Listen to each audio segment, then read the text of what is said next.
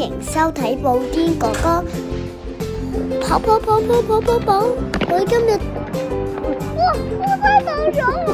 我今日喺河東流車坐海濱站探索下呢架嘅烏蠅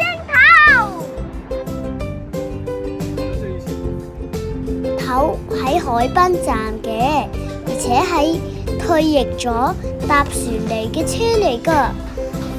因為啱啱退役咗，啲港鐵職員唔想掉咗佢咁浪費，所以就捐咗2卡嘅列車出去俾啲人參觀。呢架列車係新翼期，由2023年1月2號退役嘅。呢架列車退役咗之後就俾咗人哋參觀。呢架列車係好靚嘅，希望香港繼續有呢啲嘅展覽俾人哋參觀。記住訂閱我啊，布丁哥哥，拜拜，拜拜，拜拜。